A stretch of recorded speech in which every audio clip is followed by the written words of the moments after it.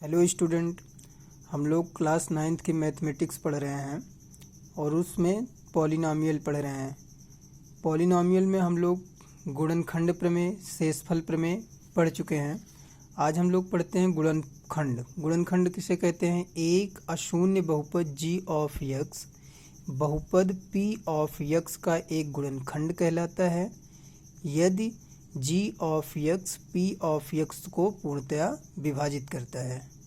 g of x p of x को पूर्णतया विभाजित करता है। तो बेटा कहने का मतलब g ऑफ x से p ऑफ x को डिवाइड किया जाए तो p ऑफ x पूर्णतया विभाजित हो जाता है। x minus 3 x square minus 5x plus 6 का एक गुणनखंड है। यहाँ हम लोग शेषफल प्रमेय से देख लेते हैं। शेषफल प्रमेय जब अप्लाई करेंगे तो x minus 3 is equal to 0, तो x इज इक्वल टू 3। अब इसमें हम पुट कर देंगे, x इक्वल टू 3 रखेंगे तो ये कितना हो जाएगा 9। ये कितना होगा 5 3 15 माइनस 15, ये कितना होगा 6 9 6 15, 15 माइनस 15 बराबर 0। शेषफल कितना आया 0। इसलिए x minus 3 x square minus 5x plus 6 का एक गुणनखंड है। p ऑफ x को g ऑफ x से डिवाइड करने पर शेषफल हमारा कितना आना चाहिए? 0 आना चाहिए। यदि शेषफल हमारा 0 आ जाता है तो g of x p of x का एक गुणनखंड होता है। आइए हम लोग देख लेते हैं बेटा गुणनखंड की विधियां। जो हम गुणनखंड पढ़ रहे हैं ये कितने प्रकार की होती हैं? सार्वनिष्ठ गुणनखंड, सार्वनिष्ठ गुणनखंड विधि। जब व्यंजक के प्रत्येक पद में एक उभयनिष्ठ गुणनखंड है तो उस गुणनखंड को सभी पदों से सार्वनिष्ठ लेते हैं और प्रत्येक पद को इस पद से भाग देकर कोष्ठक में लिख देते हैं। इसका कहने का मतलब क्या हुआ बेटा? हमारे पास ये देखिए एक व्यंजक है, इस व्यंजक में x स्क्वायर दोनों स्थान पर क्या है? कॉमन है, सार्वनिष्ठ है। यही जो कह रहा है व्यंजक के प्रत्येक पद में एक उभयनिष्ठ गुणनखंड है। यहाँ हमारा उभयनिष्ठ गुणनखंड क्या है? x square. तो x स्क्वायर हम दोनों जगह से कॉमन ले लिए। उसके बाद जो यहाँ कह रहा है इस पद से भाग देकर कोष्ठक में लिख देते हैं। इसका मतलब हुआ कि x स्क्वायर से यहाँ डिवाइड करेंगे तो क्या बचेगा? x। ये देखिए कोष्ठक में लिख दिए। यहाँ x स्क्वायर से डिवाइड करेंगे तो क्या बचा? -3, यहाँ लिख दिए। सार्वनिष्ठ, इन दोनों में उभयनिष्ठ हमारा x स्क्वायर था, इसलिए x स्क्वायर कॉमन लेके यहाँ पर ऐसे लिख दिए। अब देखते हैं दो या दो से अधिक समुदायों से सार्वनिष्ठ लेकर गुणनखंड। दो या दो से अधिक समुदायों, यहाँ देखते हैं एक व्यंजक इस प्रकार है कि इसके सभी पदों में कोई सार्वनिष्ठ गुणनखंड नहीं है, परंतु जब इसके दो या दो से अधिक समुदायों को दो या दो से अधिक समुदायों में लिया जाए तो प्रत्येक समुदाय से सार्वनिष्ठ गुणनखंड लिया जा सकता है। कहने का मतलब जितने भी इस व्यंजक में जितने भी पद हैं उनमें से कोई भी सार्वनिष्ठ नहीं है। कहने का मतलब यहाँ दो पद थे तो दोनों में से x स्क्वायर कॉमन था, लेकिन इस प्रकार से इसमें ना हो तब क्या कर सकते हैं? एग्जाम्पल है हमारे पास x cube plus x square plus x plus 1। यहाँ हम लोग देखते हैं किसी भी पद में x हमारा कॉमन नहीं है। यहाँ देखते हैं प्रत्येक पद में कॉमन नहीं है। मान लीजिए x यहाँ से कॉमन ले सकते हैं लेकिन 1 में तो x है नहीं, इसलिए हम क्या करते हैं इन दोनों को एक साथ लिख लिए ब्रैकेट में। यहाँ देखो x cube plus x square फिर प्लस x प्लस 1, इन दोनों को एक साथ लिख लिए। यहाँ हम लोग देखते हैं x स्क्वायर कॉमन है दोनों में, x स्क्वायर कॉमन लिए तो यहाँ x बचा, यहाँ 1 बचा। इन दोनों में से 1 कॉमन ले सकते हैं प्लस 1, तो कितना बचा? x plus 1। अब देखिए इन दोनों में कॉमन है, क्या कॉमन है? x plus 1। x प्लस 1 दोनों स्थान से कॉमन कर लेंगे तो x प्लस 1 कॉमन किए तो हमारा बचा दूसरे ब्रैकेट में क्या? x square plus 1। ये रहा बेटा दो या दो से अधिक समुदायों से सार्वनिष्ठ लेकर गुणनखंड ज्ञात करना। आइए हम लोग आगे देख लेते हैं। अगर दो व्यंजक हों जो स्क्वायर के रूप में लिखे हों, कोई एक व्यंजक ऐसा हो जो दो राशियों के स्क्वायर के रूप में लिखा हो, तो इन व्यंजकों के योग, इन दोनों राशियों के योग और अंतर के गुणनफल के रूप में लिखा जा सकता है।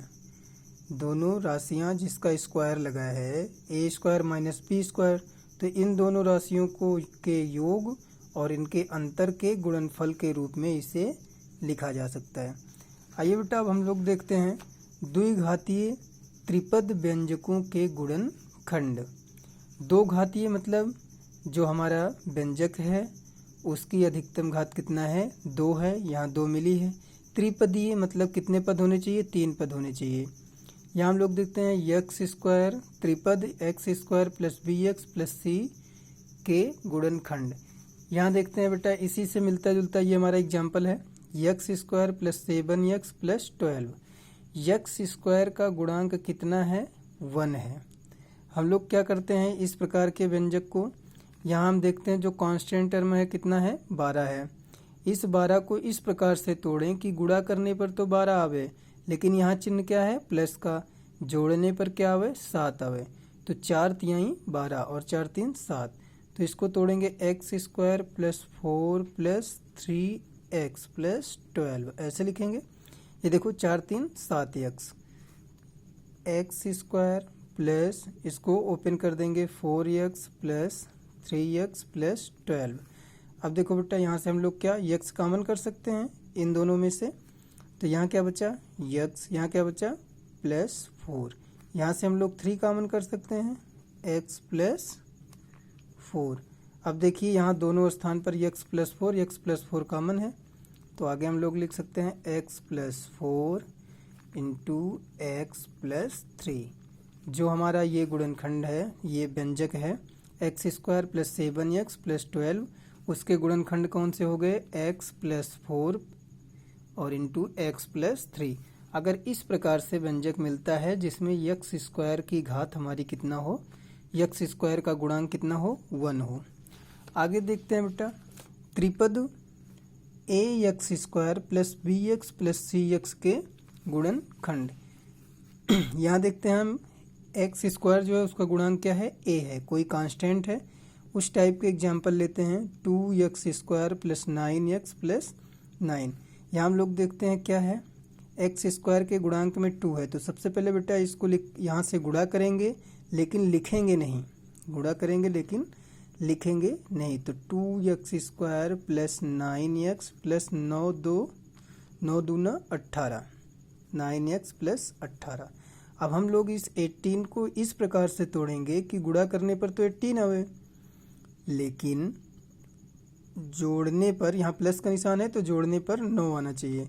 तो हम लोग जानते हैं 6 त्रिक 18, 2x स्क्वायर 6 प्लस 3 और 6 3 कितना हो जाएगा 9 plus 18, 2x square plus 6x plus 3x plus 18।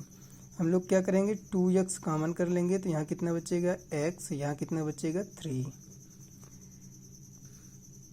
2x common किए तो यहाँ कितना बचा x और यहाँ 2 तिहाई 6। यहाँ से क्या कॉमन करेंगे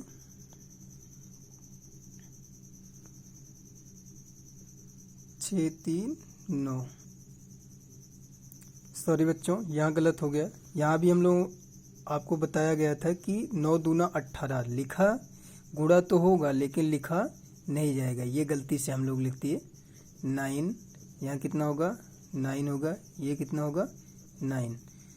तो यहाँ क्या हो जाएगा 3x प्लस 9, तो प्लस 3 यहाँ हम लोग कॉमन कर लें तो कितना होगा x प्लस 3, 3 त्रिक 9, x प्लस 3 दोनों जगह से कॉमन है तो कॉमन कर लेंगे x प्लस 3 और दूसरे ब्रैकेट में 2x प्लस 3।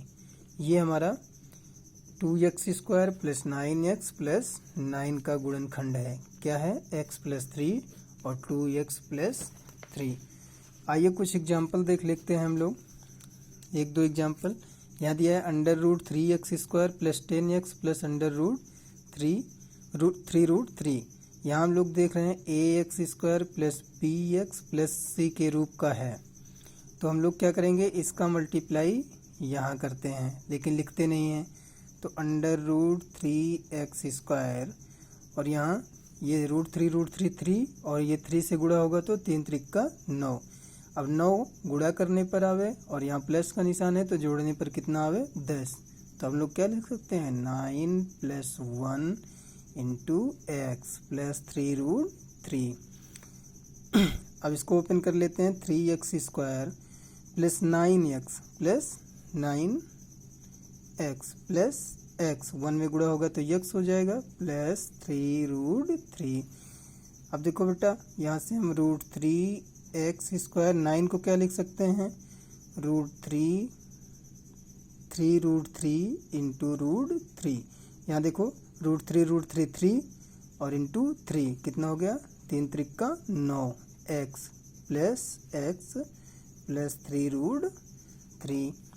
अब देखते हैं बेटा कॉमन कर लें, क्या कॉमन कर सकते हैं √3 × x, तो यहाँ कितना बचा x, यहाँ कितना बचा ये कॉमन हो गया है तो बचा कितना 3√3। यहाँ से हम लोग 1 कॉमन कर सकते हैं तो ब्रैकेट में क्या बचेगा x प्लस 3√3। यहाँ दोनों में सेम ही बचना चाहिए दोनों ब्रैकेट में। अब यहाँ से हम लोग कॉमन कर सकते हैं क्या x प्लस 3√3